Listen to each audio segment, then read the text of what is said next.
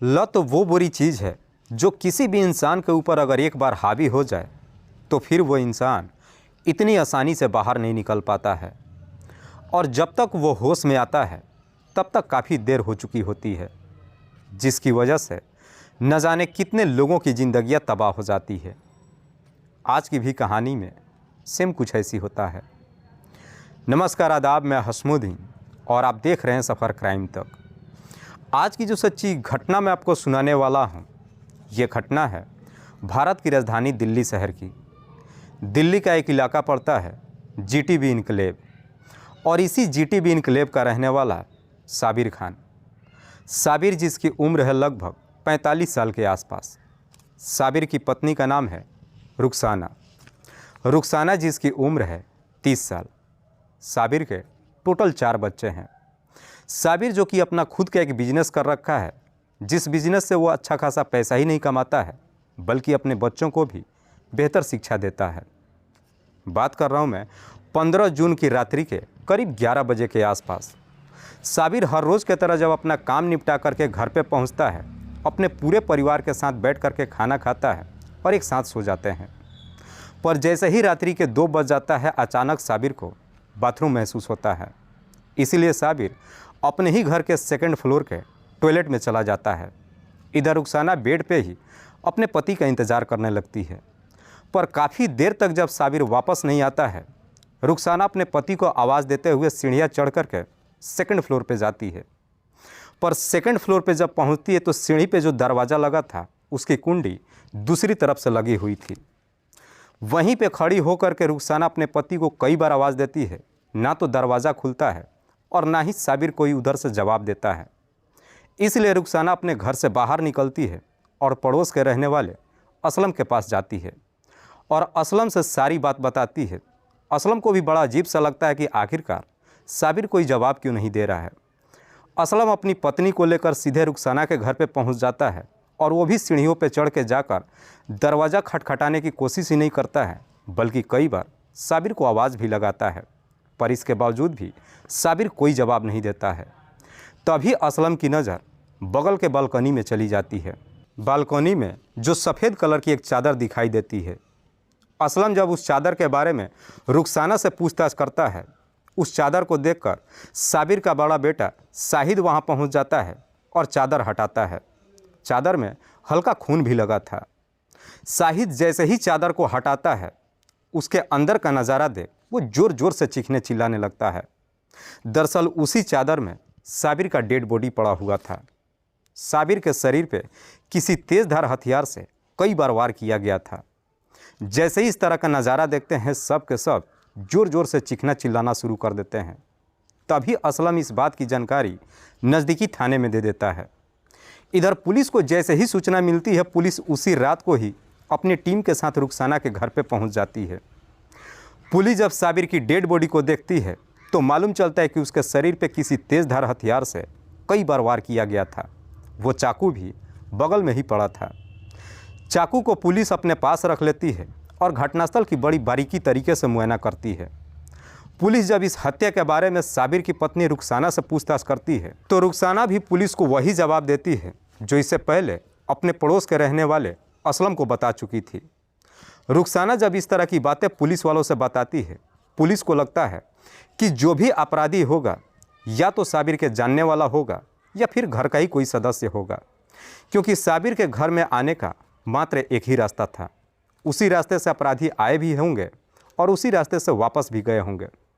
उस वक्त तो पुलिस रुखसाना से ज़्यादा पूछताछ नहीं करती है, बल्कि साबिर की डेड बॉडी को अपने कब्जे में लेकर पोस्टमार्टम के लिए भेज देती है और फिर रुखसाना के ही तहरीर पे धारा 302 के तहत अज्ञात अपराधियों के विरोध में मुकदमा दर्ज करती है और इस केस की छानबीन करना शुरू करती है।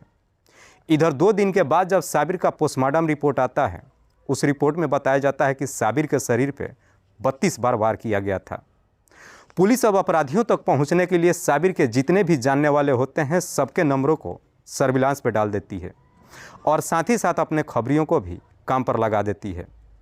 जैसे ही कुछ दिन का समय गुजरता है, आखिरकार पुलिस को ये मालूम चल जाता है कि साबिर की हत्या करने वाली कोई और नहीं बल्कि उसी की पत्नी रुखसाना है। लेकिन पुलिस को ये भी मालूम चलता है कि साबिर की हत्या करने में सिर्फ रुखसाना का ही हाथ नहीं है, बल्कि और भी कई लोग शामिल हैं। इसीलिए पुलिस रुखसाना को अपने कस्टडी में नहीं लेती है। पुलिस सोचती है कि अगर रुखसाना को कस्टडी में लिया जाता है, बाकी के सारे अपराधी चौकन्ने हो जाएंगे और फिर वो फरार हो जाएंगे। इसीलिए पुलिस अब बाकी के आरोपियों को भी तलाश करना शुरू करती है। जैसे ही लगभग एक सप्ताह का समय गुजरता है, आखिरकार उसमें से 4 हत्यारे पुलिस के हाथों चढ़ जाते हैं, जिसमें से एक का नाम है साने आलम, दूसरे का नाम है आमिर हुसैन, तीसरे का नाम है हनीफ और चौथे का नाम है अलाउद्दीन। पुलिस जब इन चारों को अपने कस्टडी में लेकर आती है, उसके बाद से इन चारों से साबिर की हत्या के बारे में पूछताछ करती है। ये चारों ही साबिर की पत्नी रुखसाना का नाम बताते हैं। जैसे ही रुखसाना का नाम क्लियर हो जाता है, पुलिस अब रुखसाना को अपने कस्टडी में लेने के लिए उसके घर पे पहुंचती है। लेकिन पुलिस जब रुखसाना के घर पे पहुंचती है तो मालूम चलता है कि रुखसाना अपना घर छोड़ करके फरार हो चुकी है। इसीलिए पुलिस अब रुखसाना की भी हर जगहों पर तलाश करना शुरू कर देती है और आखिरकार पुलिस अपनी कड़ी मुशक्क़त के बाद 4 नवंबर को रुखसाना को भी अपने कस्टडी में ले लेती है। दरअसल रुखसाना 4 नवंबर को अपने घर पे कुछ सामान लेने के लिए रात्रि के वक्त पहुंचती है। इससे पहले कि रुखसाना अपने घर पे पहुंच पाती, पुलिस रुखसाना को अपने कस्टडी में ले लेती है। पुलिस जब रुखसाना से उसके पति की हत्या के बारे में पूछताछ करती है, रुखसाना जब इस हत्या की पूरी कहानी बताती है, तो वाकई में इसे सुनने के बाद हर कोई चौंक सा जाता है। दरअसल इस कहानी की शुरुआत होती है उत्तर प्रदेश से। रुखसाना, जो उत्तर प्रदेश के जिला बदायूं के अंतर्गत रमजानपुर गांव की रहने वाली है। रुखसाना के पिता जो बेहद ही गरीब परिवार से है। रुखसाना जो देखने में जितनी ही खूबसूरत उतनी ही तेज़ तर्रार। रुखसाना जब 15 साल की होती है, जैसे ही जवानी के दहलीज पे कदम रखती है, पढ़ाई लिखाई तो नहीं करती है, बल्कि उसी के गांव के कई लड़कों के साथ में उसका अवैध संबंध शुरू हो जाता है। बल्कि गांव के लड़के जितने भी होते हैं, जब रुखसाना की खूबसूरती को देखते हैं, उसके आगे पीछे घूमना शुरू कर देते हैं। रुखसाना का किसी एक लड़के के साथ में प्रेम प्रसंग नहीं शुरू होता है, बल्कि गांव के कई लड़कों के साथ में अवैध संबंध शुरू हो जाता है। इस बात की जानकारी पूरे गांव के लोगों को मालूम चल जाता है। रुखसाना के जितने भी आशिक होते हैं, उन्हीं में से एक है साबिर। साबिर जो उसी के गांव का रहने वाला है, जिसके पिता का नाम है नौसे मियाँ। हालांकि साबिर और रुखसाना के बीच उम्र का लगभग 15 साल का फासला है, लेकिन इसके बावजूद भी साबिर और रुखसाना के बीच में अवैध संबंध शुरू हो जाता है। लेकिन रुखसाना और साबिर के बीच में जब संबंध बनता है, साबिर रुखसाना का एकदम से दीवाना हो जाता है। दीवाना ही नहीं होता है, बल्कि रुखसाना से शादी करने का फैसला भी कर लेता है और एक दिन रुखसाना से शादी करने की बात कहता है।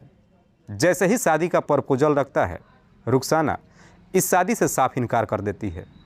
कहती है कि हम दोनों के बीच में उम्र का काफ़ी फासला है, संबंध बनने तक तो ठीक है, लेकिन शादी नहीं कर सकती हूँ, जिससे साबिर का भी दिल एकदम से टूट जाता है। पर जैसे ही कुछ दिन का समय गुजरता है, एक दिन इस बात की जानकारी रुखसाना के माता पिता को मालूम चल जाता है।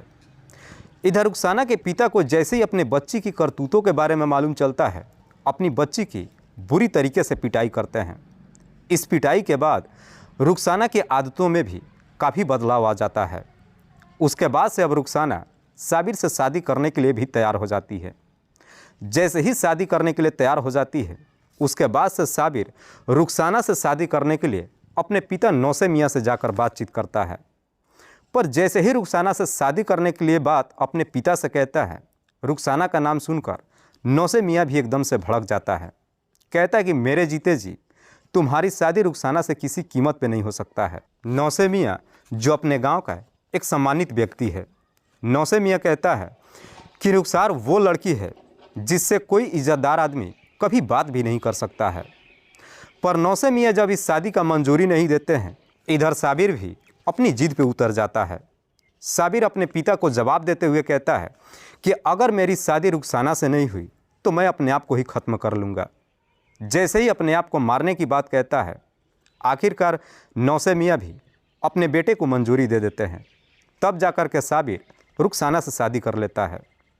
साबिर जब रुखसाना से शादी कर लेता है, उसके बाद पत्नी बनाकर अपने घर में लाता है और फिर अपने पिता के साथ ही खेतों में किसानी का काम करने लगता है। शादी के बाद रुखसाना के भी जीवन में काफ़ी हद तक बदलाव आ जाती है। जितने लड़कों के संपर्क में होती है सबका साथ छोड़ देती है।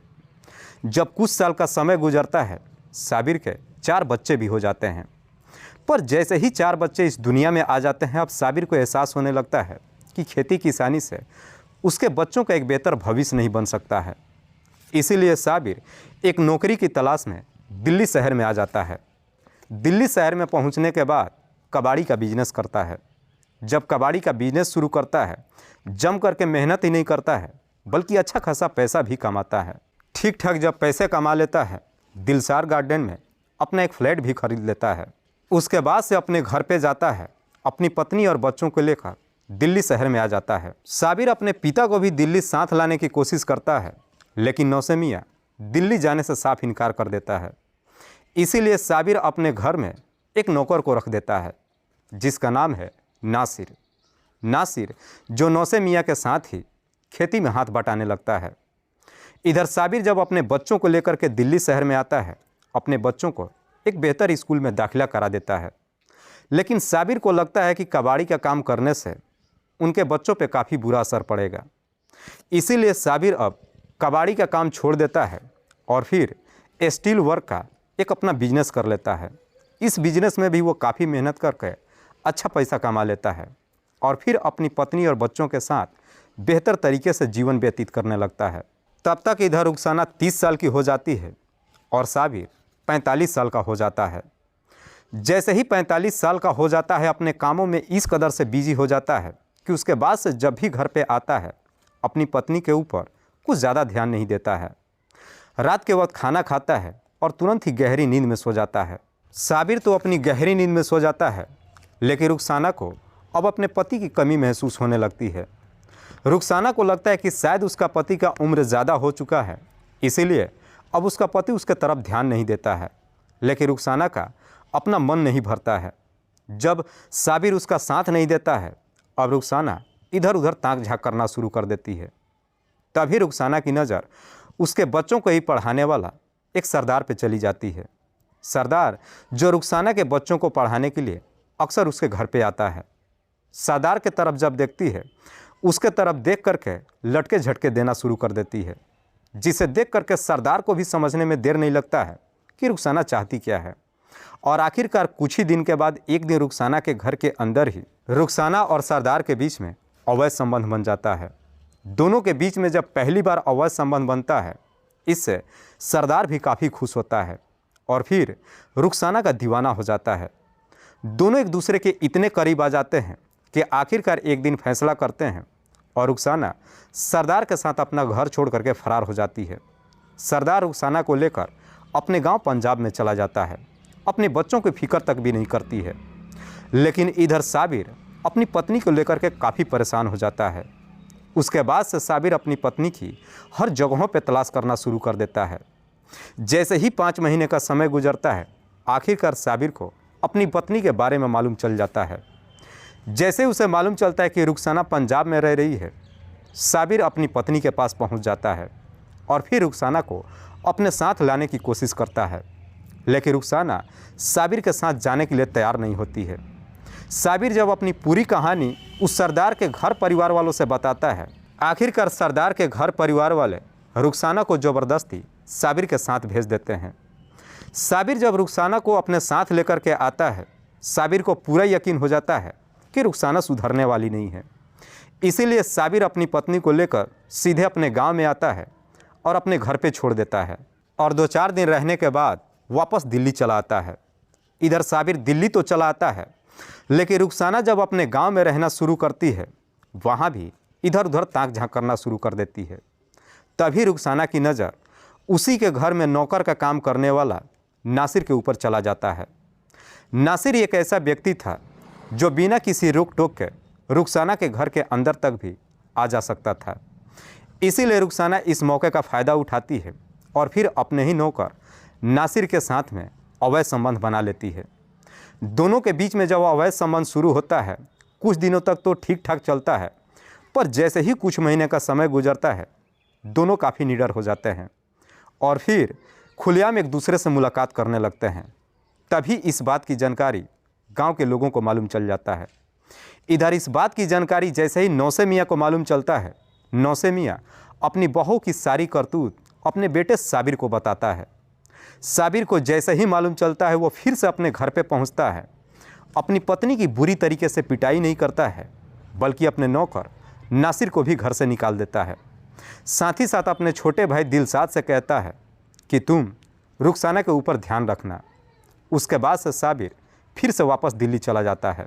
इधर रुखसाना अपने घर पे तो रहने लगती है, लेकिन उसका देवर दिलशाद उस पर नज़र रखने लगता है, जिसकी वजह से रुखसाना का अब अपने घर से बाहर निकलना भी मुश्किल हो जाता है। पर जैसे ही कुछ महीने का समय गुजरता है, आखिरकार एक दिन दिलशाद की भी करंट लगने की वजह से मौत हो जाती है। दिलशाद की मौत तो हो जाती है, लेकिन सबको यही लगता है कि दिलशाद की करंट से मौत नहीं हुई है, बल्कि रुखसाना ने ही उसे मार दिया है। गांव के लोग इस बात को लेकर तरह तरह की बातें करने लगते हैं। हालांकि पुलिस भी कोई मुकदमा दर्ज नहीं करती है, क्योंकि पुलिस के पास भी कोई सबूत नहीं मिलता है। गांव के लोग कहते हैं कि रुखसाना ने अपने पुराने आशिक असरुद्दीन के साथ मिल करके दिलशाद की हत्या करवा दिया है। असरुद्दीन जो रुखसाना का बचपन का प्रेमी है। हालांकि असरुद्दीन जो गुजरात शहर में रहकर नौकरी करता है, लेकिन उस वक्त गांव में ही था।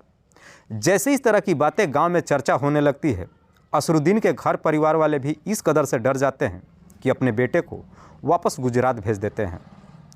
असरुद्दीन गुजरात तो चला जाता है, लेकिन इसके बावजूद भी वो बच नहीं पाता है, क्योंकि इस बात की जानकारी जब साबिर के भतीजे ताहिर को मालूम चलता है, ताहिर गुजरात में पहुंच जाता है और असरुद्दीन की हत्या कर देता है। इधर असरुद्दीन की जैसे ही हत्या हो जाती है, इस वजह से अब साबिर के गांव वाले काफ़ी डर जाते हैं। साबिर के गांव वाले अब उसके पास फ़ोन करते हैं और कहते हैं कि तुम अपनी पत्नी को जल्द से जल्द अपने पास लेकर के जाओ, क्योंकि उसकी वजह से अब गांव में खून खराबा तक भी होने लगा है। जैसे ही गांव के लोग अब साबिर के ऊपर दबाव डालना शुरू करते हैं, साबिर फिर से गांव में पहुंचता है और अपनी पत्नी और बच्चों को लेकर वापस दिल्ली में पहुंच जाता है। लेकिन वापस जब पत्नी को दिल्ली लेकर आता है, अपने नौकर नासिर को ही लेकर के अपनी पत्नी की हर छोटी मोटी बातों पर लेकर बुरी तरीके से पिटाई करने लगता है, जिसकी वजह से अब रुखसाना भी काफ़ी तंग आ जाती है।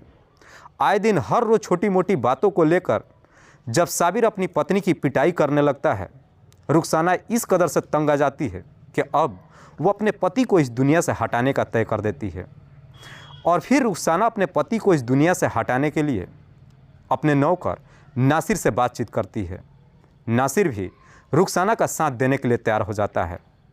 जैसे ही नासिर तैयार हो जाता है, रुखसाना नासिर को इस काम को करवाने के लिए 4 लाख रुपया देती है। नासिर अब साबिर को इस दुनिया से हटाने के लिए अपने दोस्त अलाउद्दीन से जाकर के मुलाकात करता है। अलाउद्दीन जो कि नासिर के ही गांव का रहने वाला है, जो पहले से ही बदमाश प्रवृत्ति का है। दरअसल अलाउद्दीन कुछ साल पहले ही अपने ही गांव का एक व्यक्ति का तलवार से हत्या कर दिया था, जिसकी वजह से वो जेल में था। लेकिन जेल से छूटने के बाद अलाउद्दीन दिल्ली में आ चुका था और यहाँ पे भी चोरी का ही काम करता है। नासिर जैसे ही अपने दोस्त अलाउद्दीन से मुलाकात करता है और 4 लाख रुपये देने की जब बात कहता है, अलाउद्दीन भी इस काम को करने के लिए तैयार हो जाता है। लेकिन अलाउद्दीन इस काम को करने के लिए अपने इस षड्यंत्र में अपने ही एक दोस्त हनीफ को शामिल कर लेता है। हनीफ जो गाज़ियाबाद में रह करके अपना काम करता है। हनीफ भी अलाउद्दीन के साथ ही मिल करके चोरी का काम करता है। हनीफ को जब इस षड्यंत्र में शामिल करता है तो हनीफ को भी लगता है कि ये काम मेरे और अलाउद्दीन की बस की नहीं है।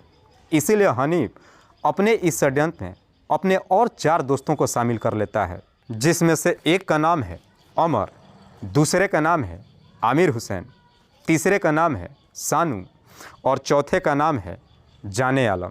इन चारों को जब इस पूरे षड्यंत्र के बारे में बताते, ये चारों भी हनीफ का साथ देने के लिए तैयार हो जाते हैं। जैसे ही ये पूरे अपने काम को करने के लिए तैयार हो जाते हैं, उसके बाद से रुखसाना इस काम को अंजाम देने के लिए एक तारीख तय करती है।